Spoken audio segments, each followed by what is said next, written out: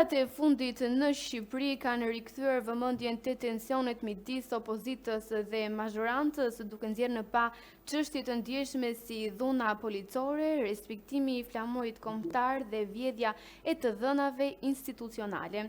Në këtë kontekst, figura si Xhelal Mziu janë bërë pika qendrore e debatit publik, ndërsa marrëveshjet e papritura mes Partisë Socialiste dhe Partisë Demokratike për tryezat e dialogut për reformën zgjedhore dhe territoriale kanë ngritur pyetje të mëdha.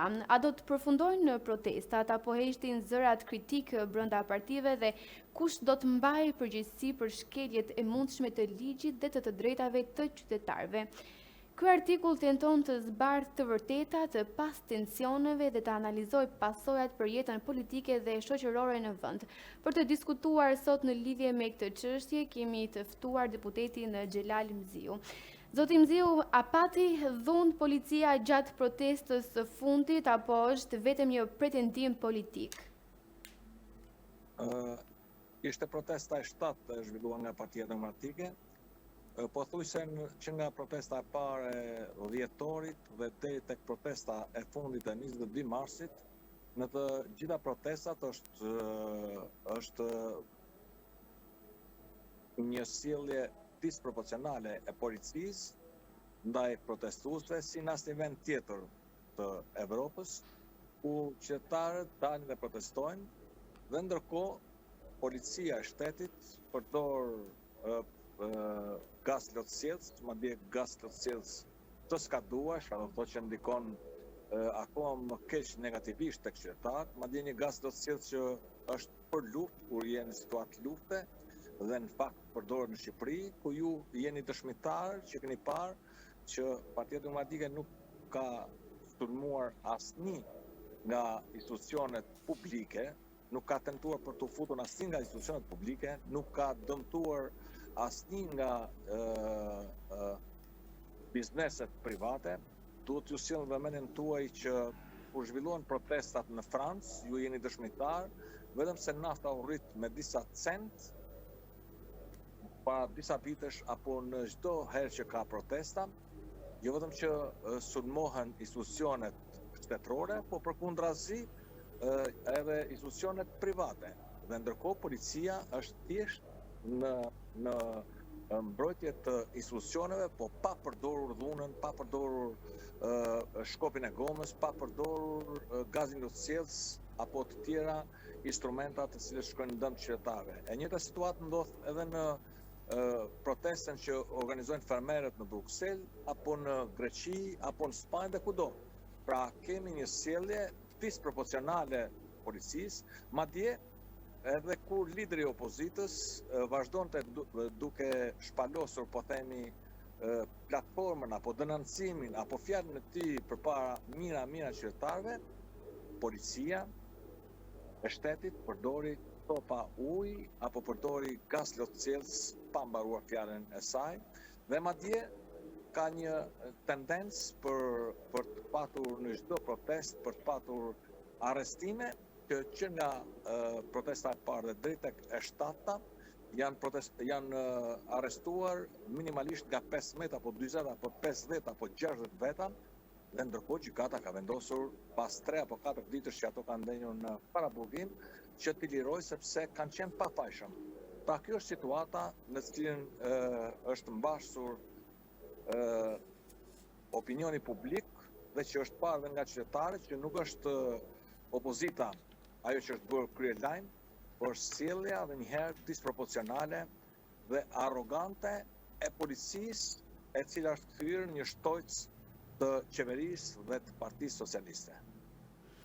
Flamuri i Shqipërisë u shkel gjatë protestës. Ishte aksidenti i padashur apo mund të themi që ishte një mesazh i qëllimshëm? Më vjen keq që e bëni këtë pyetje, sepse kur një gazetar bën një pyetje duhet të marrë informacionet paraprake. Ndje shumë keq, nuk e kam personale me ju, por ka patur një situatë në të cilën nuk janë marrë me fenomenin, por janë marrë me pasojën atij problemi. Unë po jap di sekuenca. Në protestën e parafundit ne kemi parë një protestues që ishte afër vilës Enver Hoxhës ose afër kryeministrisë që po protestonte dhe ndërkohë policia shkon dhe arreston, po themi qytetarin që mbante flamurin kombëtar dhe hedh flamurin kombëtar në tokë. Dhe përpasoj qytetarët apo mediat nuk reagojnë, po themi ndaj policisë që shkon dhe arreston mbajtësin e flamurit kombëtar, që është gjaku i shqiptarisë, por merret thjesht me flamurin që kanon për tokë, po themi për shkak të policisë. Së dyti, unë po gjej rastin dhe ju falenderoj për mundësinë që më jepni në protestën e fundit që u zhvilluar, ku unë isha një ndër aktorët kryesor të saj, të fenomenit ose të flamurit. Ne ishim përpara rrugës për shkuar tek parlamenti, afër xhamisë Namazgjas, për të protestuar përpara parlamentit. Dhe ndërkohë ishte bërë një gardh policie dhe ishim unë dhe një 10 apo 15 kolegë deputet, sepse qytetarët e kishin të pamundur për të ardhur aty, sepse nuk kanë dhe një imunitet. E përpasoj, policia po prap në shkelje flagrante të drejtave të njeriut, jo vetëm të deputetit, përdori gaz lotësjedhës edhe nga ato që përdorin vetë policët. Dhe ne në atë moment patëm një shpërndarje për shkak përdorimit gazit dhe që secili prej kolegëve e kishte pamundur për të qëndruar dhe për të lëvizur dhe për të orientuar. Unë isha një ndër personat që aksidentalisht dora në anën tjetër të urës tek rruga Elbasanit dhe bashkë me një pjesë tjetër të qytetarëve. Në moment vjen një grup i policisë së Shqiponjave, ato që janë me jelek uq, pra një garnizon, po themi, politik i kësaj qeverie, dhe ndërkohë ishte edhe nëndrejtori i policisë, dhe më sugjeruan që të largohesha nga ai vend. Dhe unë kërkova që nuk kemi pse të largohemi, sepse ne nuk po cënojmë asgjë dhe nuk po bëjmë asgjë.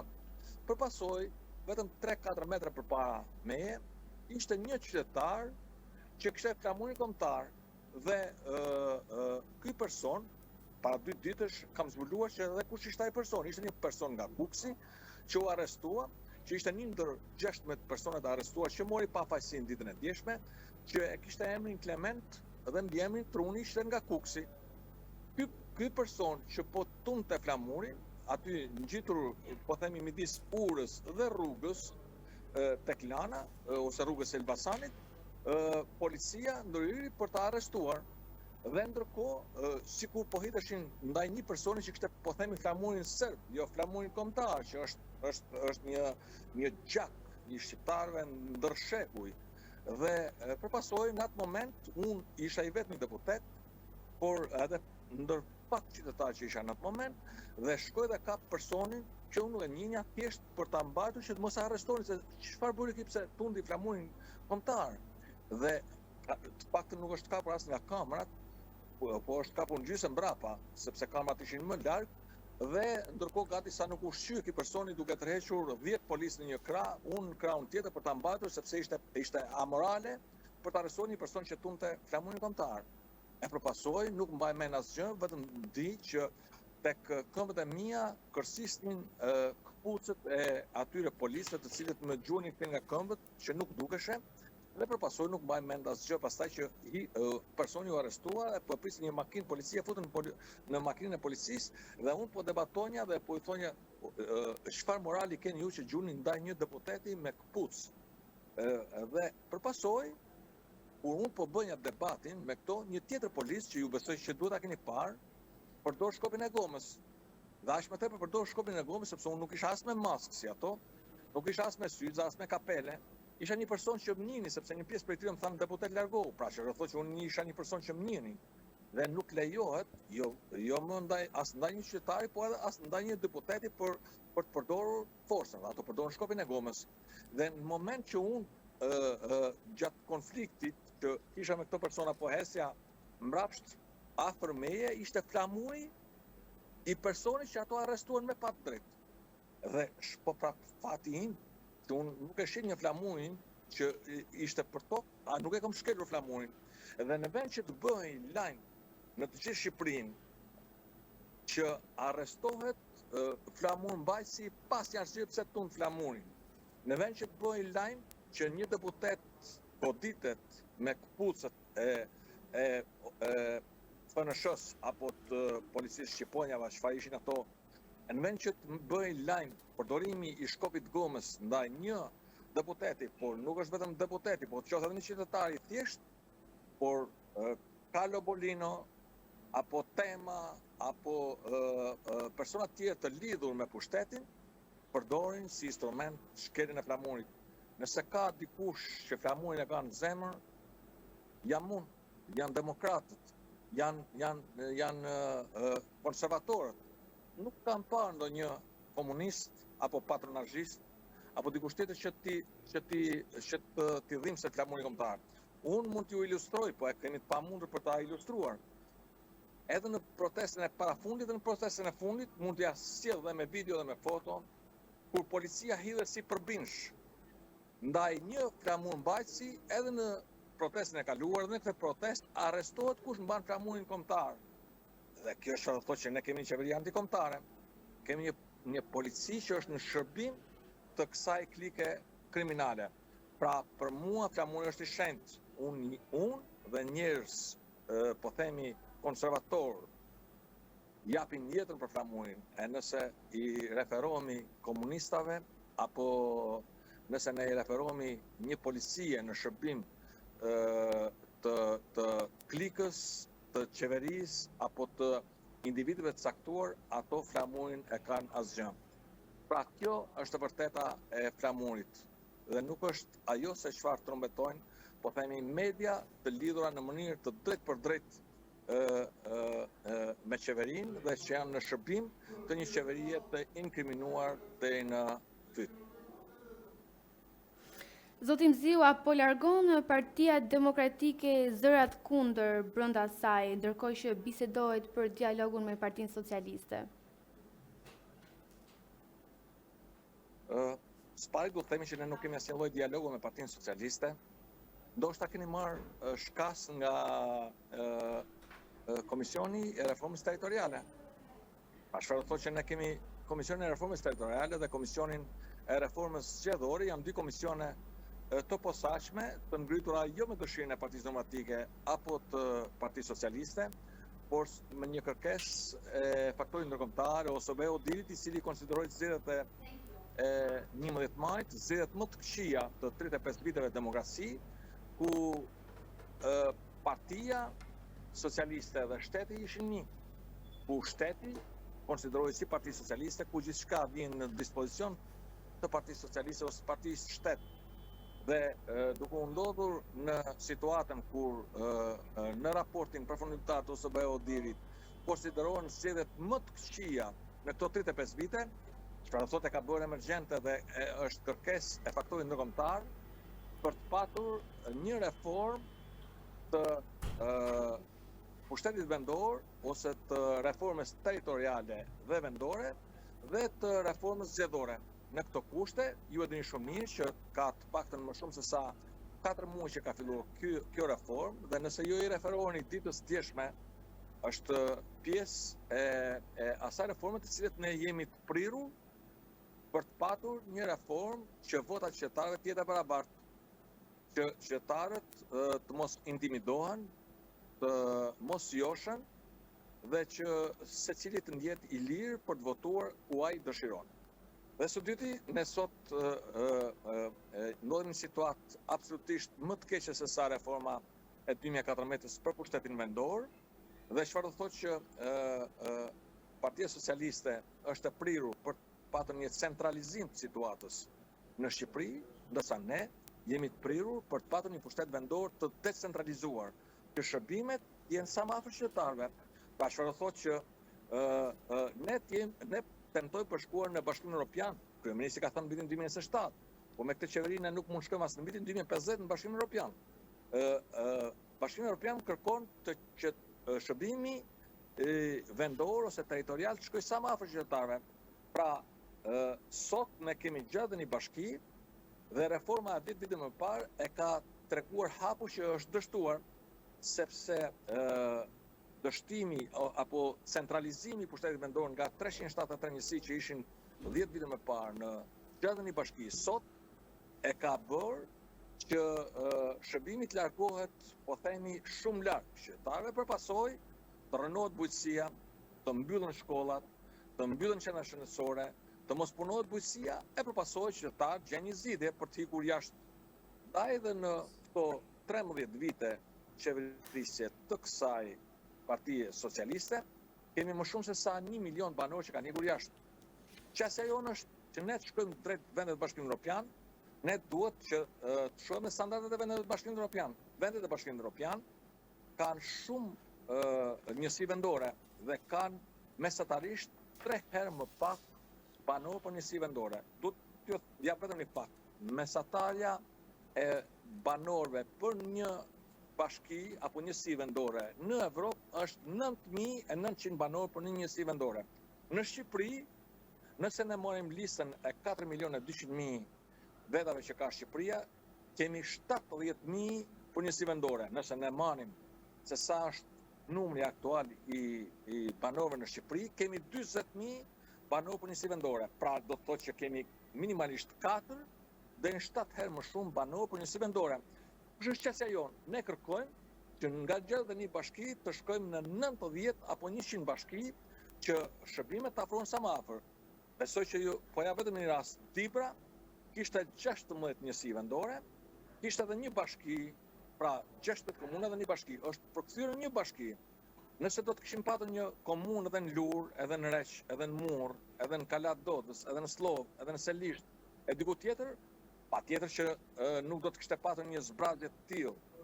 Po kur ne kemi një bashki në qytetin e Peshkopis, po mor si rast, si mund të vi një banor nga Lura, apo nga Selishta, apo nga Kalaja Dodës, që i duhet një ditë për të ardhur, një ditë për të kthyer, dhe çfarë do thotë kur nuk ka shkolla, kur nuk ka më qendër shëndetësore, kur nuk zhvillohet bujqësia, zgjidhja e tyre është vetëm një, që të ikin jashtë shtetit për të shpëtuar.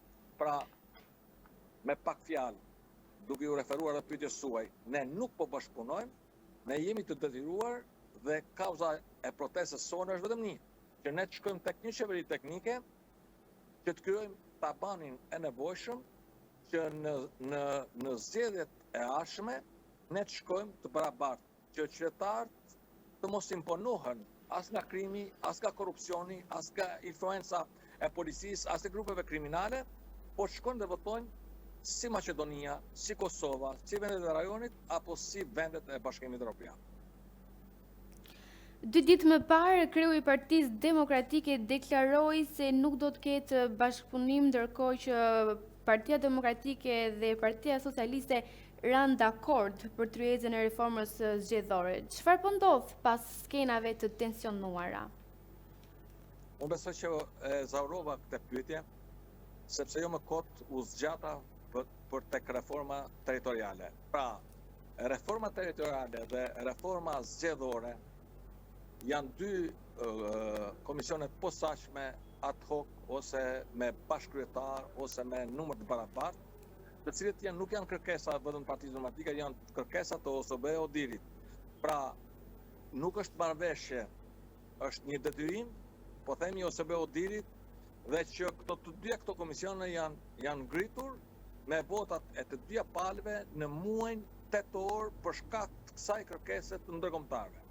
Pra, nuk ka asnjë lloj zbrapsje apo pauze e betejës së opozitës. Ne jemi në front dhe fronti i nuk është, po themi, për të bërë pazare, po fronti i është vetëm një, për të denoncuar krimin dhe korrupsionin e pafundëm të kësaj qeverie, dhe ndërkohë për ta imponuar që kjo qeveri tulet të krijojmë një qeveri teknike në mënyrë të tillë që të mos imponoj, po themi, as kryeministri, të mos imponoj as qeveria, as kryetarët e bashkive, as grupet kriminale, po qytetarët shkojnë dhe votojnë si vendet e tjera. Pra, nuk është marrëveshje, por është thjesht një detyrim ligjor dhe imponuar nga faktori ndërkombëtar, i cili ka bërë të mundur ngritjen e këtyre 2 komisioneve fiks 5 muaj më parë. Dhe madje ne duhet avancojmë për ta mbyllur e reformën territoriale dhe atë vendore, brenda muajit korrik për t'i dhënë mundësi për të implementuar në zgjedhjet e 2027-sh, ashtu siç jemi të angazhuar për të bërë një reformë zgjedhore kombëtare në mënyrë të tillë që shkojmë në zgjedhje të parakoshme, sepse 83 mandatet e kësaj qeverie janë absolutisht jo produkt i qeverisjes, por produkti i përdorimit parave të korrupsionit dhe të krimit dhe të grupeve kriminale që janë nga Shqipëria deri në Venezuelë, apo në Kili, apo në vendet e tjera të Amerikës Latine, si personat të cilët shquhen për trafikun e drogës nga Amerika Latine drejt Evropës dhe drejt Shqipërisë. Zoti Mziu, a do të kemi një vazhdimsi të protestave të opozitës bashkë me qytetarët demokratë? Protestat tona janë pafundme, nuk ka një limit në këtë drejtim, pra çfarë thotë që ne do të shpallet dita tjetër, po themi, e protestës së radhës. Ne nuk do ta ndalim protestën, dhe protesta do të ndalet vetëm atëherë kur qeveria ta lëjë të lirë, po themi, drejtësinë e re, të cilën pavarësisht është votuar nga Partia Demokratike dhe Partia Socialiste, ju e dini shumë mirë që kryeministri e quhen si një sukses të saj. Po në fakt, pavarësisht se është votuar nga Partia Demokratike dhe Partia Socialiste, është një kontribut i faktorit ndërkombëtar. Janë para të Shtetet Bashkuara të Amerikës që janë dhënë në këtë drejtim, janë para të Bashkimit Evropian që janë dhënë në këtë drejtim, e përpasoj kryeministri e konsideron si një sukses të tij. Në fakt, e ka përdorur sistemin e drejtësisë për interesin e tij, sepse kur më përpara po themi Spaku arrestonte Sali Berishën, apo arrestonte Ilir Metën, apo merrte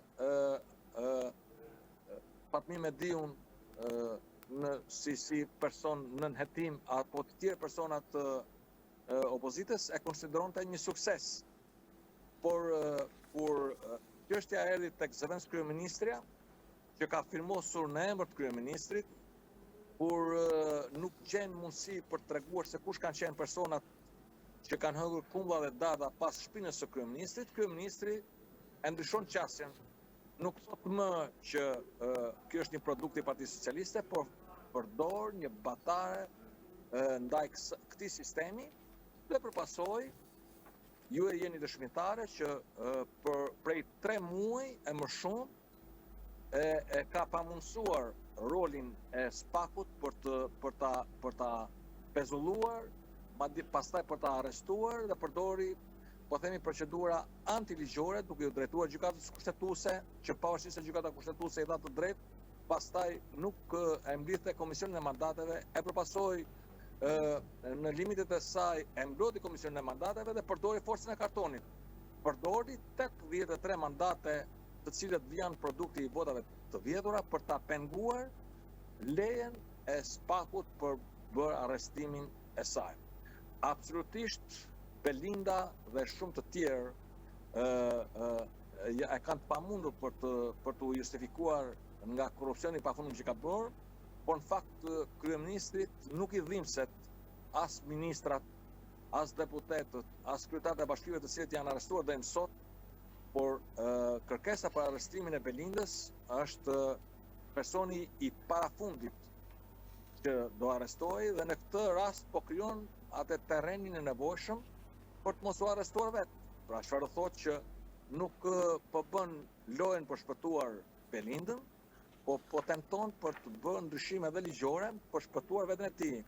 Absolutisht faktorin ndërkombëtar, sistemi i drejtësisë janë të angazhuar për të shkuar deri në fund, dhe jam absolutisht i bindur që secili që fut duart në përdorimin e parave publike për interesat e tij të ngushta do të shkojë prapa hekrave. Pra, çfarë do thotë që betejë e Partisë Demokratike nuk do të ndryshojë deri në marrjen konsiderat të veprimeve të organeve të prokurorisë, Spakut apo gjykatës së krimeve të rënda apo ndaj personave me imunitet, që t'u jepet e leja që të hetohen si gjithë qytetarët e tjerë, dhe ndërkohë për shkuar tek ajo që unë theksova edhe pak më parë për të patur një qeveri teknike. Vjedhja të dhënave po ndodh në çdo nivel institucional. Kush do të marrë përgjegjësi dhe si do të mbrohen shqiptarët? Vjedhja të dhënave nuk është e parahershme që ndodh. Ka ndodhur edhe disa vite më parë, por është bërë akoma më e shpeshtë. Ka dy momente. Së pari, do të themi që rrjedhja e të dhënave nuk vjen vetëm thjesht për shkak të hakerimit nga iranianët apo të tjerë influencues nga jashtë, por rrjedhja e të dhënave ndodh sepse sot në Shqipëri kemi një Albania apo të dhëna të cilet nuk përdoren vetëm nga institucionet shtetërore, po përdoren edhe nga patronazhistët. I gjithë sistemi, po themi administrativ, apo të punësuarit në shtet, që janë më shumë se sa 200.000 të punësuar në shtet, përdoren sistemin e patronazhimit. Pra çfarë thotë që ky sistem nuk është vetëm thjesht në aspektin zyrtar që përdoren nga shteti, po ky sistem përdoret tashmë dhe nga patronazhistët. Pra është i pasigurt dhe përpasoj sot edhe ne si jemi deputet, nuk na punojnë emailët, nuk kemi mundësi komunikimi. Nëse ne shkojmë brenda institucioneve, qoftë tek komisionet apo në seancat plenare, ne nuk punon interneti, sepse ne jo vetëm që hakerohemi, por sistemi është i pasigurt, sepse është dhënë më shumë influencë, po themi patronazhimit, je fjala më mirë i din dhënat e mia, apo dhe tuajat, apo çdo qytetar shqiptar i din patronazhistët se sa i din vetë ne, sepse ato e kanë të certifikuar me gjitha dhënat, se kush janë asetet, se kush janë pasuritë, se kush janë numrat e llogarive, se kush janë hyrjet dhe daljet, apo sistemi Teams, apo lëvizjet bankare, e çdo gjë e din patronazhistët. Pra çfarë do thotë që i gjithë sistemi shtetëror është kthyer në dispozicion të partisë shtet. Dhe për këtë ju e dini që ka një dosje tjetër, siç është dosja Akshit, që ka jo pak, po me nga 700 apo 750 milionë euro që shpenzohen në vit. Dhe madje shpenzimet që nuk janë të materializuara, apo janë thjesht me softe, të cilët në fakt nuk e justifikojnë. E përpasoj, ne edhe dikush nëse kërkon një certifikat vdekje, apo një certifikat lindje, apo për të marrë një shërbim nga Albania, apo bizneset që duhet të mbyllin, po themi muajin, apo të mbyllin TVSH-n, apo sigurinë shoqërore etj. Ju e keni parë që e kanë pamundur për të mbyllur brenda afatit kohor, sepse sistemi është i pamundur për t'i mbijetuar. Madje po t'jap edhe një çështje tjetër. Jo vetëm që ne pretendojmë që jemi të informatizuar, por ne sot jemi rekord. Shqipëria në këto 13 vite është përgjysmuar, ndërkohë numri i administratës publike është dyfishuar. Shqipëria në këto 13 vite ka shpenzuar me miliarda euro për të patur Albania dhe shërbimet online, e përpasoj numri i administratës shtohet. Pra që do thotë që më shumë se sa 60 apo 70% administratës publike nuk përdoret për një punë saktuar, nuk ka një karrike, nuk ka një kompjuter, nuk ka një punë konkrete, po janë thjesht patronazhist në shërbim të zgjedhjeve. E përpasoj kemi këtë lloj situate që ne më shumë se sa gjysma buxhetit në Shqipëri nuk shkon për investime, nuk kemi një buxhet social, nuk kemi, po themi, për shpenzime të cilët shkojnë në drejtim të qytetarëve. Po kemi një buxhet që shkon në, po themi, ose për të mbajtur një strukturë administrative në shërbim të qeverisë, ose kemi një buxhet që shkon në korrupsion. Edhe ju besoj keni parë që pothuajse 90% e investimeve të bëra që nga 2013 dhe deri më sot, madje edhe këto investimet e bëra në zgjedhjet e 11 majit, apo ato që u zhvilluan në zgjedhjet e pjesshme të nëntorit të vitit kaluar, që prishen, sepse tek investimet nuk shkojnë parat që vijnë në dispozicion, por tek investimi shkojnë 20 apo 30%, dhe tek xhepat e sektit të rilindjes shkojnë pothuajse 70% e investimit. Pra kjo është situata në cilën ne kemi sot në Shqipëri dhe kjo është një tjetër arsye që jo vetëm opozita, por qytetarë shqiptar ngrihen në protest kundër kësaj qeverie. Zoti Mziu, sipas jush, kush i fiton zgjedhjet e 23 majit për kreun e Partisë Demokratike? A mendoni se mund të ketë surpriza? Në zgjedhjet e 23 majit absolutisht gara është e hapur. Mund të konkurojë çdo person i cili ka një kredibilitet të saktuar, një person që ka treguar që është koherent ndaj Partisë Demokratike dhe kauzës opozitare dhe janë qytetarët ato ose votuesit ose anëtarët e Partisë Demokratike ato të cilët do ta përcaktojnë. Unë ngelem absolutisht i prirur që të ketë sa më shumë garus, që t'jenë, po themi, persona me potencial që ka një vizion për të ardhmen, dhe ndërkohë është vota e qytetarëve ajo që përcakton dhe le t'ia lëmë kohës për të parë se kush dominon votat e demokratëve me datë 23 maj.